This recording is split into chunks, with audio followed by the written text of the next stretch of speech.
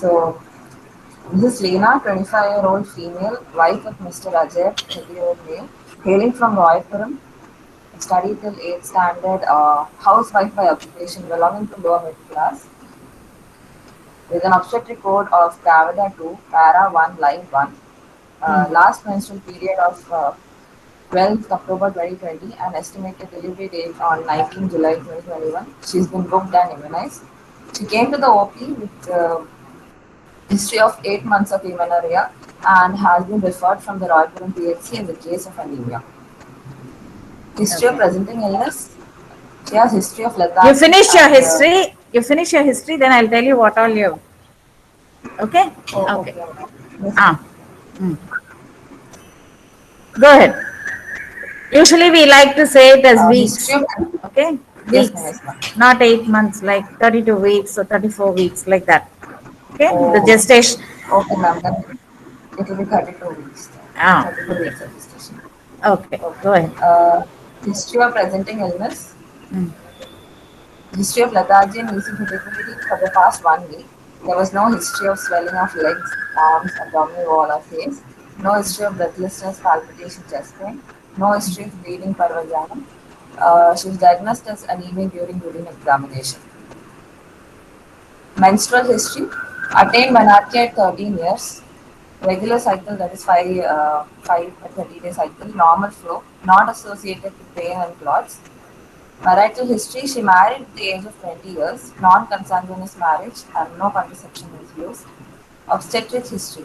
Previous pregnancy, she conceived at the age of 22 years. First, second, third trimester were uneventful.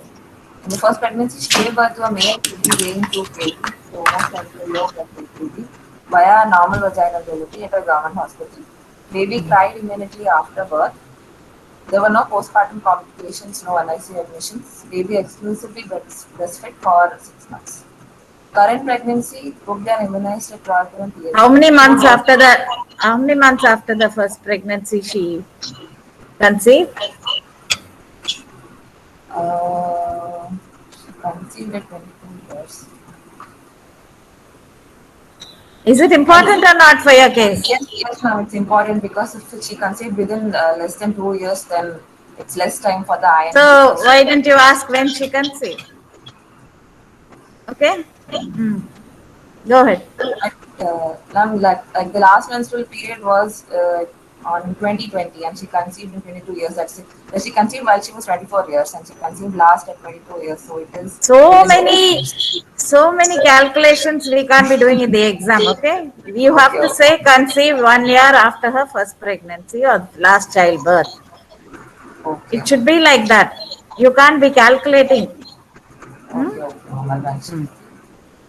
So in this case, she has conceived within 2 years in first pregnancy. Okay. Okay. Hmm. First and for okay, where is it? Yeah. Baby exclusively breastfed for 6 months. Current pregnancy booked and immunized at Rotterdam PHC. Two doses of TT given at 3 and 5 months respectively. Six Do we give antenatal TT now? Is it TT now? TD actually. Yeah. Okay, TD. Hmm. Hmm. Okay. First Go. trimester, pregnancy confirmed by urine pregnancy test with 40 days in PHC. No history of nausea, vomiting, no history of fever with rashes, no history of radiation exposure, no history of drug intake, no history of spotting, and ultrasound was done at 3 months. Second trimester, quickening felt at fifth month. No history of headache, blurring of vision, or pedal edema. No history of polyuria, polydipsia, bleeding per vagina. Ultrasound was done in fifth month. IFA You said target she test. had one second. Huh? You Yes, said ma'am. she had 6 antenatal visits. Instead of Yes. asking for polyuria and polydipsia, what do we do? What do we screen? How do we screen? OGCT. Was it done? There's no Uh, mention of that. should I OGCT is usually done in first booking visit.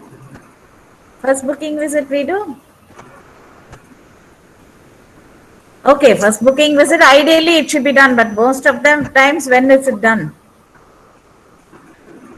At least in the at 24 weeks, and then you repeat it at 32 weeks. Okay, ma'am. It should be done ideally at 14 weeks, 24 weeks, 32 weeks. 3 times it should be done. Okay. Okay. Yes, ma'am. Got it. So don't say polyuria, polydipsia because that's not routinely asked. Okay.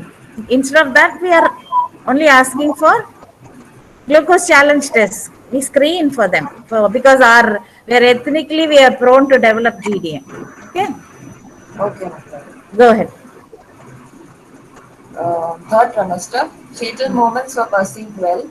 There was history of irritability and lethargy. No history of bleeding or draining out vagina. Diagnosed as anemic and given injection RBC.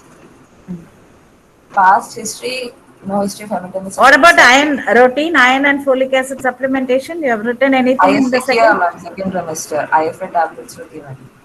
Okay. Past history, there was no history of hematemesis, epistaxis, bleeding, piles or dysentery, no history of bleeding tendencies or prolonged bleeding, no history of worm infestation, walking barefoot, no history of malnutrition, chronic diarrhea, no history of malaria, no history of chronic illnesses, no history of previous surgeries or blood transfusions. There is no family history of Any thalassemia. drug history you'll ask specifically for anemia? Any Yes, ma'am. drugs? Yeah, go on. Aspirin or indomethacin because they may also cause bone marrow insufficiency. Okay. Then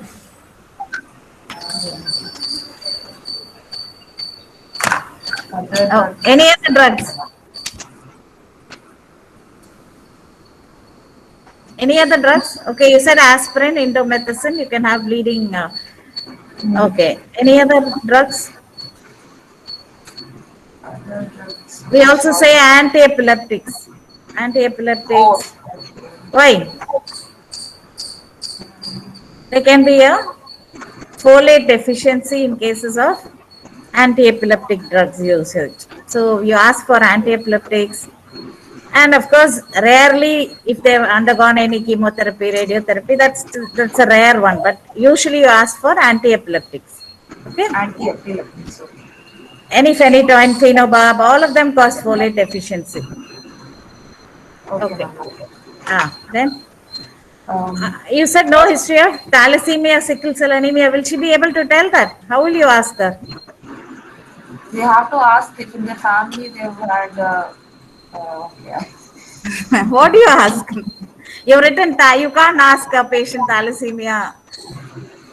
Ask for a history of blood transfusions or any unexplained death or whether they've had recurrent jaundice. Like that you ask.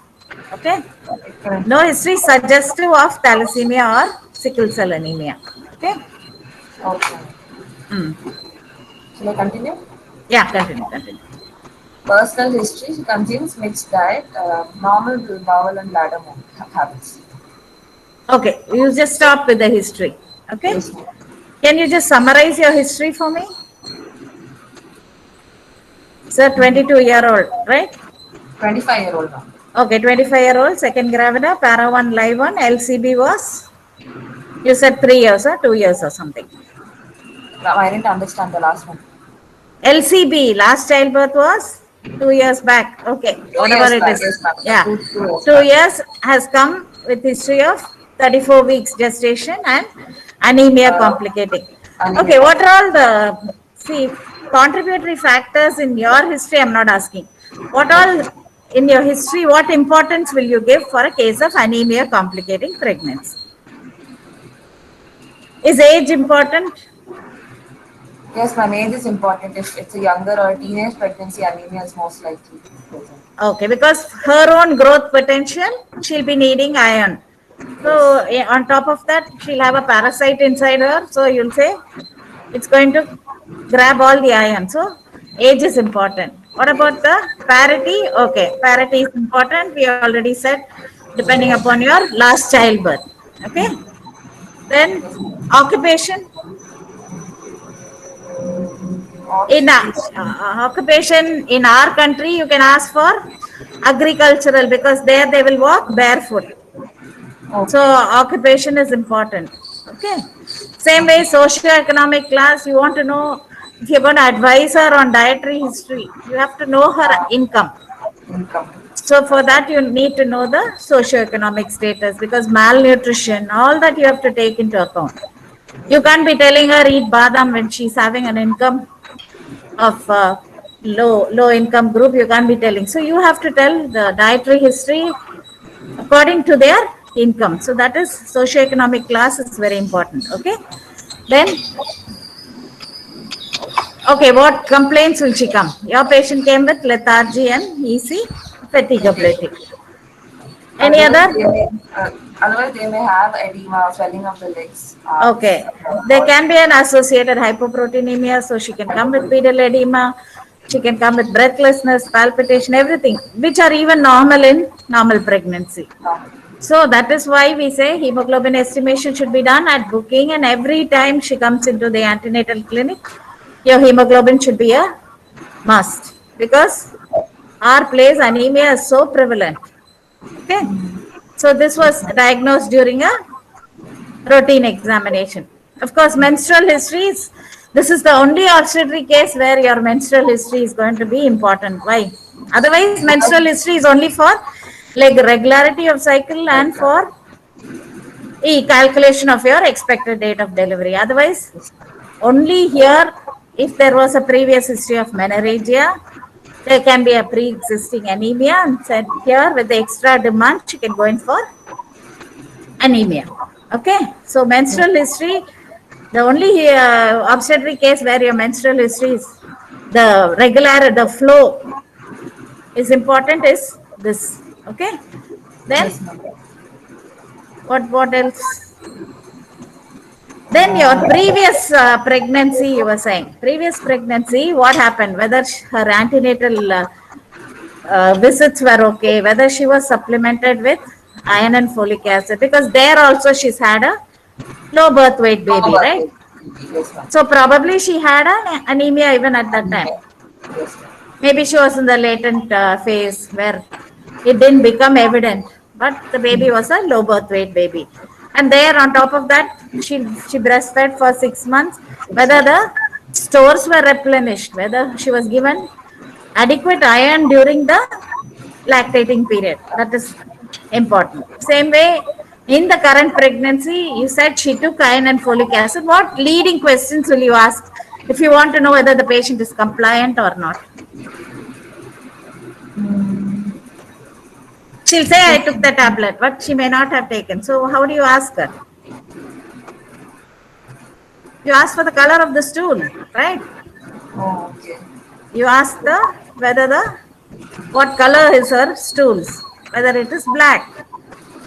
Then you will be able to know whether she's compliant or not, because there is a myth even now. Because have you seen an iron tablet? It will be looking black. So Yes, ma'am. obviously, our patients think babies become dark when you take a black tablet. So there is a myth like that. So you have to ask them whether she's compliant, and sometimes because of the side effects, she may not take the tablet. Okay, so that you have to find out whether she took the iron and folic acid regularly. Then third trimester, she was diagnosed an anemia, and she was then referred here. Okay. Okay, go to the general examination. Of course, past history, you all know what all you ask for. You ask for blood loss, you ask for worm infestation, chronic diarrhea, malaria, any chronic illness. Why? One infection you have left out. Which one? Now I'm coming to see it. One important infection you left out. Infection. Yeah. UTI? Oh, yes, chronic illnesses. Hmm? Yes, Why? ma'am. Why am I bothered about UTI? Urinary tract infections, chronic UTI. What happens? Any infection for that matter. Why does it cause anemia?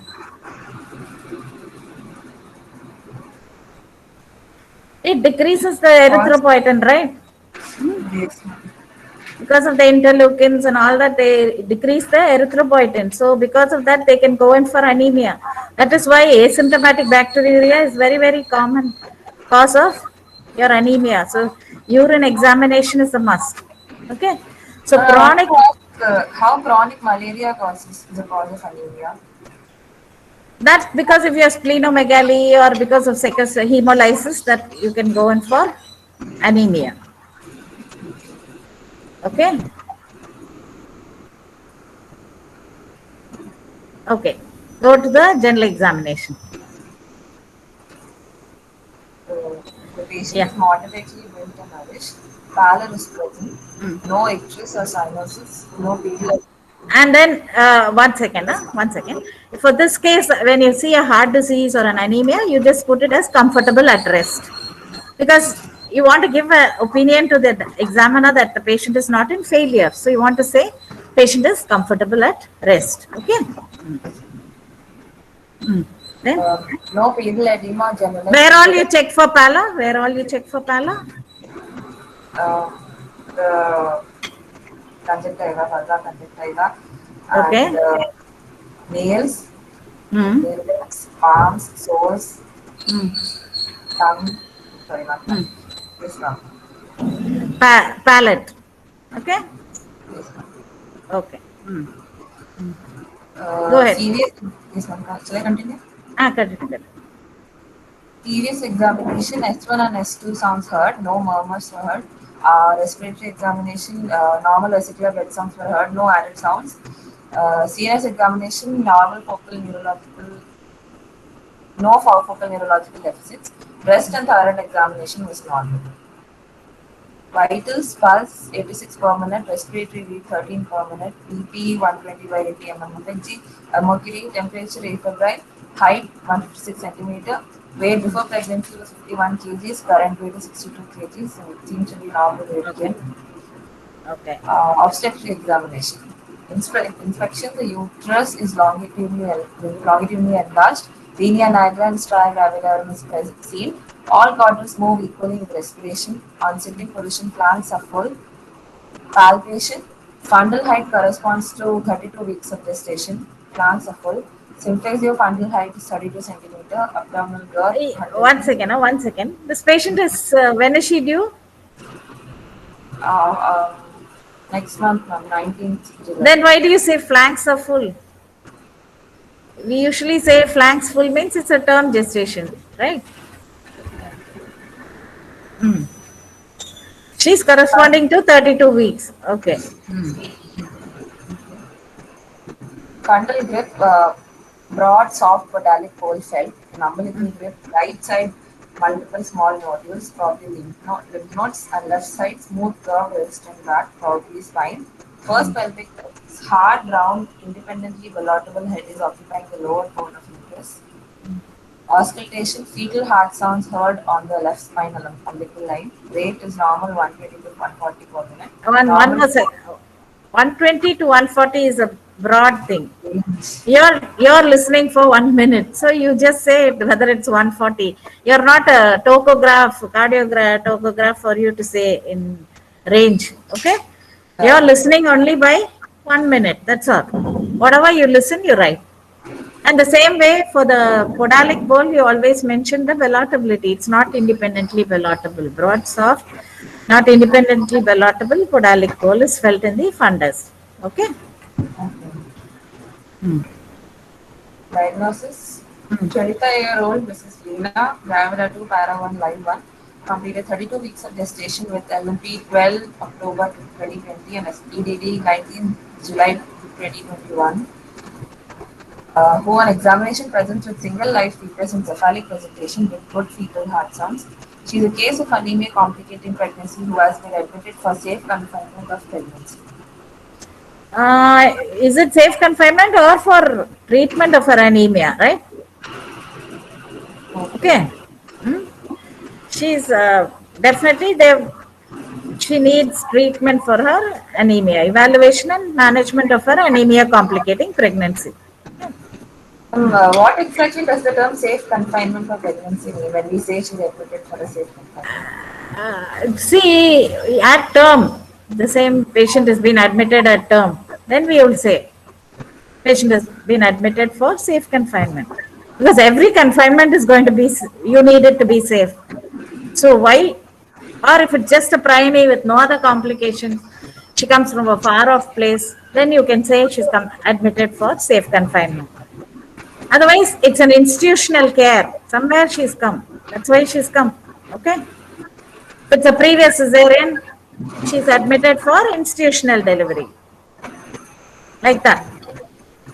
Here there is a cause. When there is no cause, it's just she's admitted for safe confinement. Okay. Okay. Will I continue? Yeah. What investigations you want to do for her? So investigations, we will do complete hemogram Hmm. for all. Now we say it as complete blood count, which includes everything. So don't go on saying complete blood count and then you'll say hemoglobin, PCV. A complete blood count includes all of them: hemoglobin, PCV, total count, RBC, everything. Okay. Yeah. Okay. And Then peripheral smear to find out that is the nature of best the test to find out the what's the type of anemia. anemia. So usually what is it? Usually what type of anemia you get? What type of a Iron peripheral smear? deficiency anemia is not usually seen, What and type of a smear? What? microcytic hypochromic Okay, then cells. if And it is a folate or a B12 deficiency, folate or B12 is what smear? You said hypochromic microcytic. The other is what? Your megaloblastic picture comes, right? megaloblastic. So Hmm. high Okay. macrocytic. Macrocytic, hyperchromic, all this hypersegmented neutrophils, all that come when you're going to diagnose a megaloblastic anemia. And it can be even a dimorphic, where you have both Both iron iron deficiency and and folate folate. deficiency. That's why always we combine iron and folate. In the prophylactic measure, we are giving how much? Uh, How much iron are 100 we? What is the tablets? Prophylactically, we are giving no last 100 days of pregnancy. is 100 mg of iron and 5 Eh, micrograms of You say 100 mg of elemental iron and elemental 5 iron. and 0.5 milligram. That is 500 micrograms 5 of folic acid. folic acid. Okay. What are the investigations you want to do? Um, blood grouping and RH typing, blood sugar and urea, Okay. urine sugar and albumin, serum That's protein. enough. More than enough. 1 second. Urine albumin sugar is enough.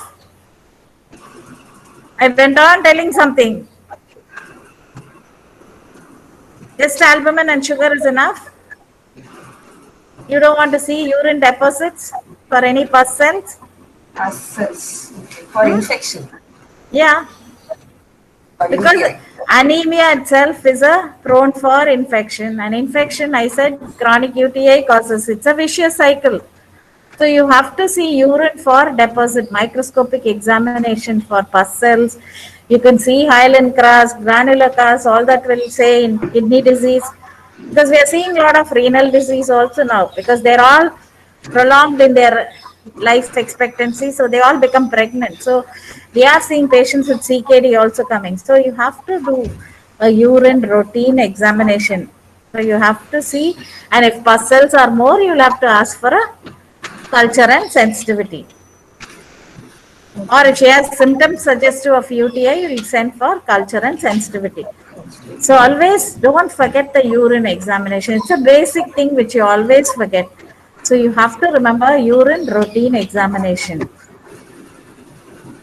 Okay. Then Serum creatinine, serum protein, I see all that comes in LFT, RFD. RFT. So why are again putting like that?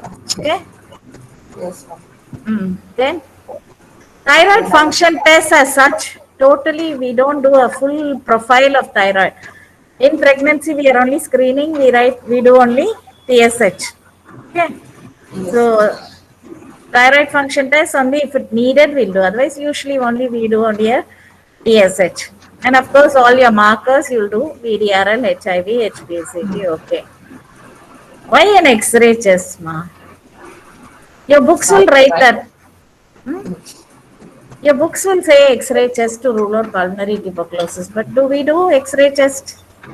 Is it needed? I don't know that. Not don't know. You should not do. Take it away first. Okay. Remove it. X-ray chest is not at all needed. Okay. Okay. Okay. Era of COVID pandemic. Now we are doing CT, X-ray, everything for a pregnant woman. But What is the necessity of doing an X-ray chest now? Okay. Okay, ma'am. Your textbooks always write that X-ray just to rule out pulmonary TB, which is not needed. There are so many non-invasive tests you can diagnose TB now. I'm not going into all that. Okay, you've written an ultrasound abdomen. Why do you want to do an ultrasound? To check for the fetus. I know the fetus is inside. Clinically, you can check, no? Why do you want to do an ultrasound in the third trimester now? What additional points you want to see? At 32 weeks, can you assess the fetus? What do you want to know? Any signs of fetal growth restriction? Okay, you want to see the interval growth between her previous scans and see if there is a growth corresponding to her previous scans. Otherwise, anything else can you see? Like a volume, you can see whether there is any oligohydramnios you want to see. That's all. And then, as a routine placental localization, you can keep it. That's all. And right now, the third trimester for this is only contributing only 3 factors. Whether the growth is sufficient, whether she has a sufficient Leica volume, and where is her placenta. So otherwise, routine USG abdomen is not required, ma'am? No, for your case, I'm saying. For your case, why do you need an ultrasound in the third trimester? It's only for growth. Okay, near term, you'll say you are doing an intrapartum assessment. You can do an NST, you can do a modified biophysical profile. All that can be done near term. Right now, at 32 weeks, it's only to assess the growth. See, each case, it's different. Yes, You understand? yes, ma'am. Okay, why are we bothered? Why are we saying this anemia? Why are we saying what all complications she can go into? She may go into preeclampsia, Okay. heart failure, preterm labor, or during labor she might have. No. At this time, she's not in labor. For your patient, I'm asking. You said preeclampsia. Okay. Then preterm labor. Okay. Then cardiac failure. At any stage, if it's severe enough, you can go in for cardiac failure. Then something which I went on asking. Infections. Yeah. So she can go for any infection. So maternal infections is common. For the baby, you can have a growth restriction. Okay. There is, your books will say abortion and all. We don't see so much of her abortion and all that. Okay. So more for folate deficiency only because of neural tube defect. She can go in for some abortion or a chromosomal anomaly. So folate, it's okay. But definitely in iron deficiency, we usually say there is no increase in abortion rate. But preterm is there because uteroplacental circulation itself will be compromised. So she can go in for preterm labor. So what you're going to do for your patient? This is a patient, say it's a moderate anemia. Okay. Okay. How do you classify anemia? Tell me. Anemia based on the hemoglobin level, it's mild, 10 to 10.9 gram per deciliter. It's Okay. mild. 7 to 9.9 gram per deciliter is moderate, and less than 7 will be severe. Okay. This is a 32 weeker, second gravida, para 1, live 1. She is having moderate anemia. How do you want to manage your case? Moderate anemia. You've done a peripheral smear. You've found that it's a iron deficiency anemia. She's not in failure. So what are the factors? What are the factors you will take into account before you decide on this treatment for this patient? We will look at the hemoglobin level and Okay, first you will grade. You will grade the anemia, saying it's mild, moderate, or severe. Then what are the factor will you check? Your gestational age, right? gestational age. You want to see if she's in the early trimester or whether she's in the second trimester or third trimester, because why? You want to bring the hemoglobin to near normal by term. By the time she goes for delivery, you want the hemoglobin to be at least 11. Okay, in our population, even we say 10, but we say it should be near normal when she's going to anticipate delivery. So you have to see how much time you have, how much grace time you have for before you can bring the patient to 11 or 10. Okay. So gestational age is important. And the third is any associated Complicated. complications like, okay, this is a 36 weeks. If she's having a previous cesarean, I will have to give her a blood cell, the RBC transfusion. PRBC transfusion should be given because you're anticipating a repeat section where there will be more blood loss. Or if this is a patient with placenta previa, where you will anticipate more blood loss. So these patients, if there is any associated complications, your mode of treatment will definitely vary. So three factors you take into account is only your degree of anemia, your gestational age, and any associated. Suppose it's a multiple pregnancy. Then again, because the demand is more. This is a patient where the demand is more. So you will say, I will have to treat her with aggressively, more aggressively than a patient with a singleton. So these associated factors you will take into account when you're treating anemia. Okay. Yes, ma'am. So your patient, there is a gap of, okay, 8 1 month. weeks, okay, 1 month, 4 weeks you have. So what do you want to do? It's a moderate anemia. We go for parental iron. Parenteral line, how long does it take to act? Parenteral line takes at least 6 to 8 weeks for it to take into effect. So Then we'll if have to it's go a, for red cell transfusion on them. you'll go for PRBC transfusion because do we give whole blood nowadays? No, packed red cell So transfusion. this is an era of component replacement, component, whatever specific component you want to give, you'll be giving. So you will say you're going for a PRBC transfusion. Okay. Same patient, if you see at 28 weeks, then your question of your parenteral iron. So what are the parenteral ions? You know. Second trimester. Suppose the same patient comes at 24 weeks. Moderate Iron anemia. sucrose. Iron sucrose. So iron sucrose. Why we are preferring iron sucrose to the previously what were we using? What was being used before? Iron dextran. Yeah, iron dextran, iron sorbitol citric acid. So now iron dextran, iron sucrose is come. Why? It's the iron sucrose is less allergenic than your iron dextran. There were more lot of anaphylactic reactions with iron dextran. So now we have changed to iron sucrose. The iron is combined with sucrose. So they say sucrose is less allergenic. So actually we usually don't give even a test dose for this. So what is the dose? How does it come? How much do we give? Iron sucrose we give 100 mg dose. It should have 20 100 mg in? metal iron. 100 mg in? How do you give? IB. Direct, IB. IV or iron. direct IV, 100 mg?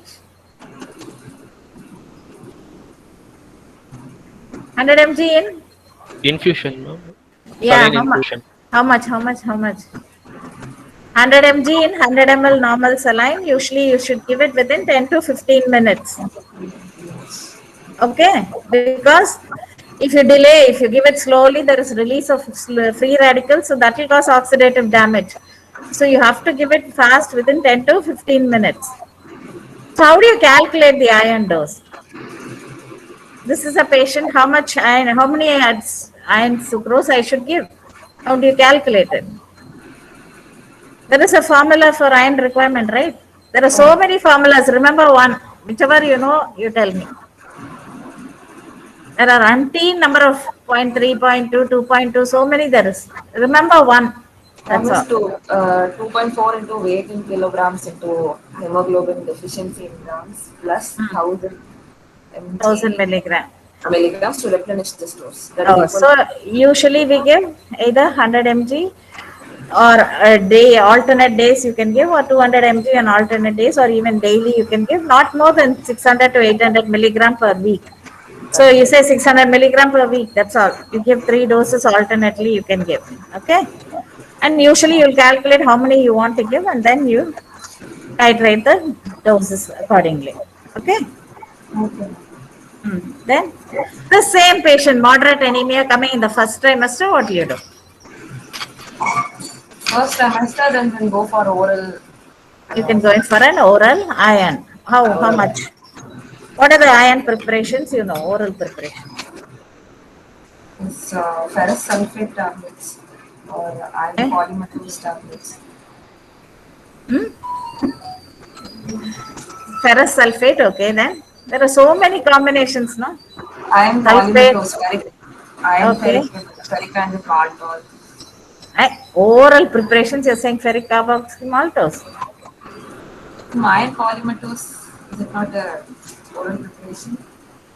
Come, you're going to the bigger one, carbonyl ion and all that is not available. What we have is only ferrous sulfate, fumarate, ascorbate, all that only is standard preparations, okay? Of Okay. course, carbonyl ion, your things are there with a better bioavailability. Okay. Hmm. Okay. How do you give those tablets? What advice do you tell them? You tell When them do to you take take the tablet? when 1 hour before taking the food, Okay. and Suppose it causes a lot of gastrointestinal disturbance, they can take it along with the meal. Okay. And you want to improve the absorption, you say you can take it along with some vitamin C orange juice or lime juice use because vitamin C increases the increases absorption. absorption of iron. And you should not take antacids along with that. That will impair your absorption. Any H2 proton inhibitors, don't take it. Antacids, don't take at that time. Milk also is not Milk, good. yeah, tea, coffee, all that should not be taken along with your iron tablet because even tannins will impair your iron absorption. So you have to tell them the timing and you not to take it because all of even calcium you don't take it along with iron. Okay. So all these you'll have to tell. So start with one OD, then one BD. Gradually you increase it to one TDS when it's a therapeutic dose. Prophylactic dose, one is enough. Okay. This is you're giving as a therapeutic, you make it BD, then you go in for a 3 times daily dose and see the improvement. How will you see the improvement? Uh, How will you know general that general yeah, well-being of the patient, increased she appetite. feel because you are saying a patient was having lethargy and easy fatigability, all that she will subjectively her symptoms will improve. Then how will you assess? Increased Let appetite smear we can see. and by hematological examination. Yeah. So when do you see it? Can you see it in the next week itself? No, ma'am, maybe within 3 weeks of There can be an improvement in after 3 weeks. So you have to check again. Okay. So depending upon the gestational age and the degree, we said moderate anemia. Severe anemia at any trimester, the only treatment is, transfusion. That's it. yeah, so it's transfusion is the only treatment. If she's coming less than 7 at any trimester, we always say it's only a factor BC transfusion. Okay. And you were talking about ferricarboxymaltose. Do you know anything about it? Uh, Right it has now, fewer gastrointestinal problems, ma'am, like see, less. it's a single dose. You can give it as a single dose infusion, but right now, we have not yet, Government of India guidelines is not allowing it for antenatal anemia. So you can only give it in the postnatal cases, ferricarboxymaltose. Usually, we are not giving in the antenatal period. Okay, so if you are giving just the treatment alone, or do you want to give something else along with that? What diet will you tell her? We'll advise them diet rich in iron, What are the rich in sort of iron? She has to go into the net and find out. You tell me what are the foods you will counsel. green leafy vegetables, What? apple, What? green leafy vegetables, Okay, green leafy vegetables then. fruits like apple, and then Oh, green vegetables, green peas, okay, jaggery. okay, And jaggery. if the patient can afford it, the meat, liver, eggs. Okay. So you'll have to tell her. Then cooking in iron vessels itself, they say it's good way of improving your iron. Okay. And you always tell them. That is why, because wherever your country is having iron deficiency, they're even fortifying your wheat, your because whole grains actually decreases the iron. So that's why nowadays your wheat is fortified with iron. So that's one way of fortification for iron deficiency. Okay. Hmm. Then along with that, We can advise deworming also, ma'am, in case we yeah. prevent worm. Usually, routinely itself, all PHCs we are giving deworming at 14 to 16 weeks. Okay, so routine deworming is done. But what deworming, what tablet do you give? Albendazole 400. Okay, you can give albendazole 400 milligram. Okay, then when you're giving a blood transfusion, what all you will do? What all? What are we scared for? Why we didn't give whole blood? Why we are not giving whole blood?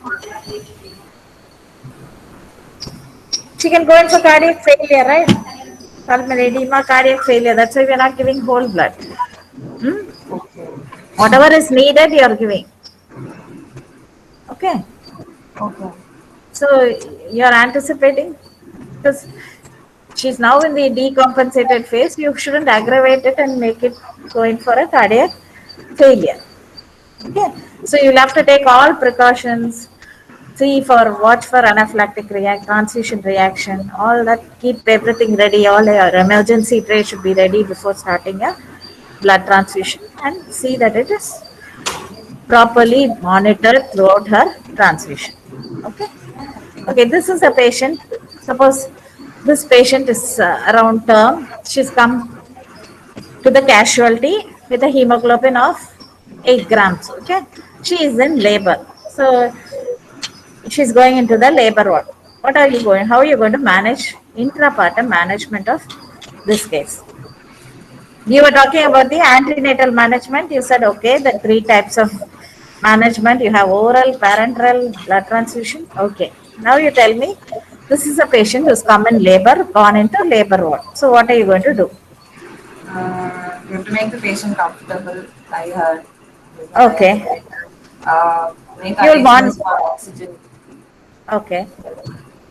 And we have to maintain strict sterility, strict asepsis to avoid any Oh, infection possible. okay. Then you'll monitor her vitals. Okay. If you want to see whether she's going in for any decompensations, you'll monitor her vitals. Then what investigations you want to do now? First thing, what do we do? Do we put an IV line or not? Yes. You put an IV line for her. No need for IV fluids because you don't want to precipitate a failure. So you'll say you put in a IV line, take the blood for cross matching. See, this is a patient you're going to have, she's going to deliver. So you want to know whether your blood bank is having sufficient blood. And you cross match at least 2 units, you will cross match. I said 8 grams. Suppose she goes in for labor, there will be a loss. So you may have to replenish. So you take the blood for cross matching. Then you said, okay, everything is aseptic, but still I'm scared of infections. What can I do? Prophylactic antibiotics. You can give her a prophylactic antibiotic because she's in a high risk category. You don't want her to go in for any puerperal sepsis. So you can give her a prophylactic antibiotic. Then her course of labor is monitored. Okay.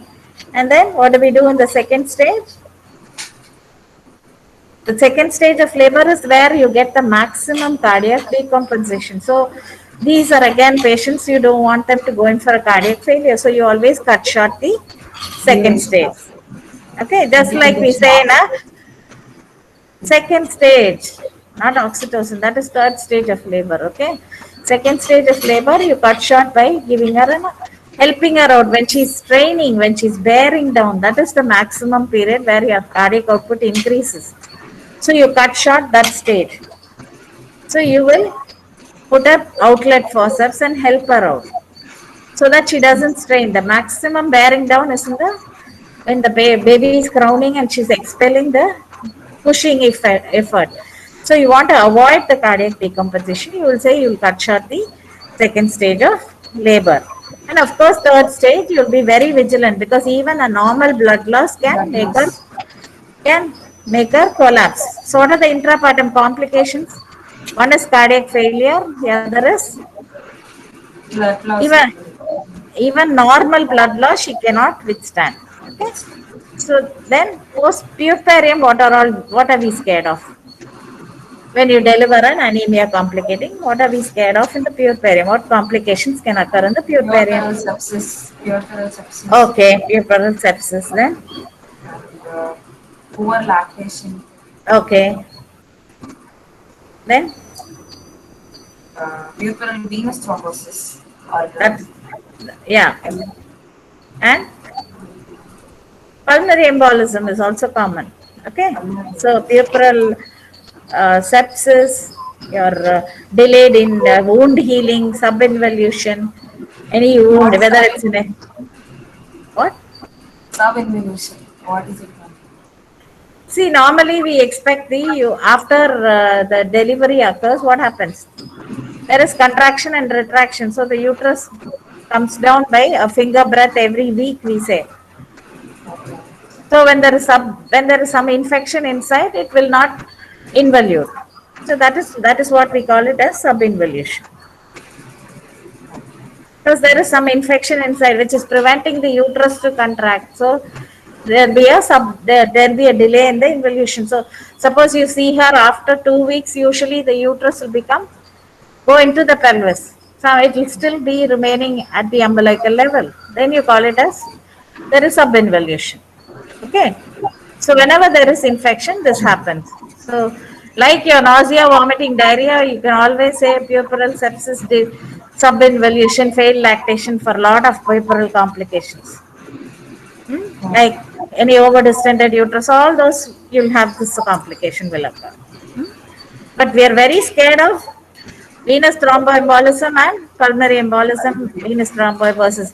So that is why we are any anemic case delivers and we are discharging the patient, we tell them to be ambulant, we tell them to take enough water because they all come back with cortical venous thrombosis or a DVT. So, and that too in this our summers, there is more increased chances of CVT coming back as okay. So puerperium, you'll be careful. And then what else do you see when you discharge the patient? What happens?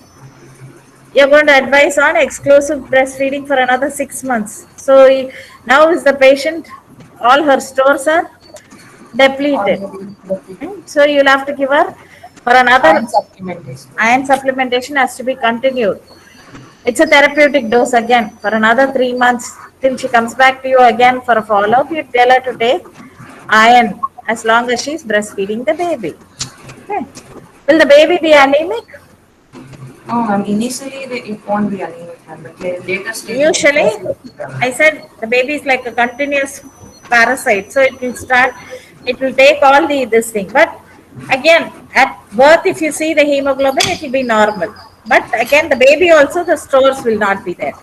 So later on, the neonate, they can have anemia, or a childhood, they can have anemia. So depending upon the nutritional factors, they can go in for that. But at birth, the baby will not be born anemic.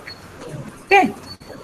So definitely, why are we saying this anemia? So it's very basic disease. Okay, very common, very basic, but still, why we are concentrating so much on anemia?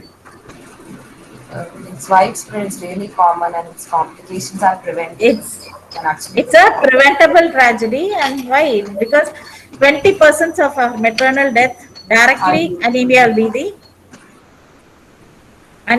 your culprit, and in 20% will be indirectly through either sepsis or through bleeding.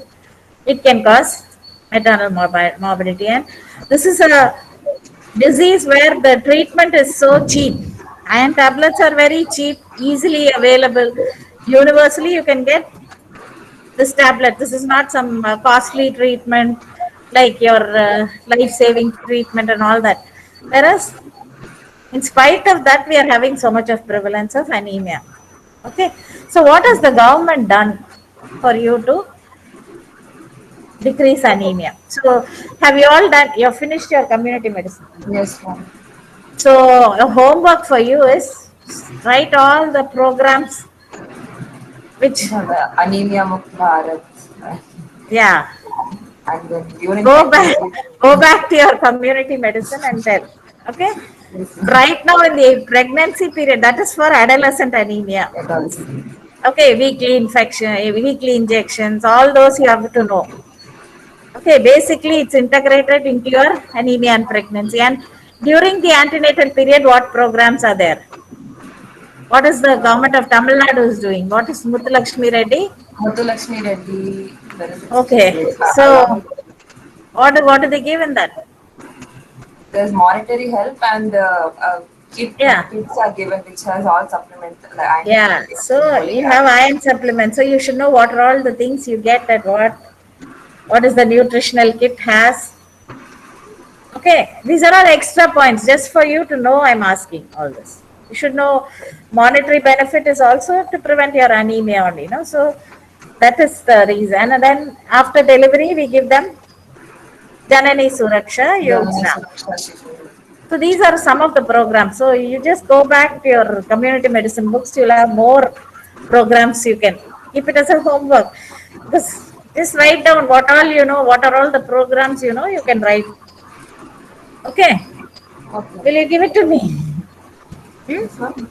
You take no the person next to me. What's your name? Yeah, you can give it. You take 1 week also. You give it to me next class. Okay, what are all the programs, and then you can share it with everyone. Okay. So that's a basic thing. Like you want to improve the nutritional status because our country is, half our patients are in the lower socioeconomic status. So you'll have to improve their nutritional status. So these are programs aimed at preventing these complications of anemia. So you know the prevalence, you know the importance, you know what complications you can get. Always any complication we always put it as for the mother, then for the baby. Okay, mother you already said during antenatal period you said infections, cardiac failure, preeclampsia, abortions, and preterm labor. Intrapartum, you said PPH, even that normal blood loss, she can go in for cardiac failure Got it. Shock. and she can go in for shock, she can have uterine inertia, or sometimes you can even have a precipitate labor in anemia. Okay, and puerperium, you know what all the things you said that you listed out. For the baby, what happens? Anemia complicating pregnancy. Low birth weight. Okay, low birth weight. Definitely, it doesn't cause so much of this hemolytic anemias. All those only can cause intrauterine death as such. Otherwise, usually you have a growth restricted fetus. Okay. Then what else we left? Neonatal anemia, childhood anemia. They can go in for any malnutrition. All that can happen in the baby. And so complications, investigations, don't say X-ray, don't say bone marrow biopsy, all that is specialized. Exactly. And even your, basically in your theory, you will write serum iron, transferrin, iron binding capacity, all that is not routinely done. But if they ask you any other tests you want to do, then you can go in for that. Otherwise, we usually stop with complete blood count and a peripheral smear. And of course, don't forget the urine, routine examination, and a culture sensitivity if needed. And basically, you will do your RFT, LFT, and all that. That is, and of course, a ECG and a echo is mandatory. Don't write X-ray chest. And of course, I said ultrasound abdomen is only for seeing the growth and for the liquor, and at term for assessing the well-being, the fetal viability, well-being. We can do a test for well-being. Okay. And how do you manage the anemia? We said how you're going to manage it in the antenatal period, how you're going to manage in the intrapartum period and in the postpartum period. Okay, so it's actually very simple, but you'll have a lot of doubts in this also. Okay, be very this thing, iron sucrose, because you're not coming to the ward, so you have to know how you're giving it. You should be given fast. It should not be taken 2 hours and all that, because it should be only within 20 minutes. We usually say we give the iron sucrose infusion. Okay. So iron dextran, of course, that is a different things, and that is usually given only as either you can give it as an infusion or you can give it as a IM, and definitely that needs a test dose. And when you're giving iron dextran, test dose also is given as deep IM. You won't give it as a subcutaneous injection, you'll give it only as a deep IM because it causes staining of the skin. So if you give it as the deep IM, you can even have ulceration, you can have staining and all that. So that's why they always say you have a Z technique to give an injection of iron dextran. So all that is theoretical. We are only giving here iron sucrose. So you can say we are only giving iron sucrose here. Okay. And oral iron, you should know all this thing. And I said ferric carboxymaltose, you reserve it for the postnatal mothers. Okay. Any doubts? See, next class I want 5 volunteers who will be along with you. Tell the names and I will ask questions. Okay. Along with the presenter, keep 5 volunteers so Yes, that you ma'am. can ask them also. Yes, Okay, otherwise it's only a talk between me and who's it? Ria. Okay. sure, ma'am. Okay. Okay then. Okay, thank you. Thank you so much. Thank you.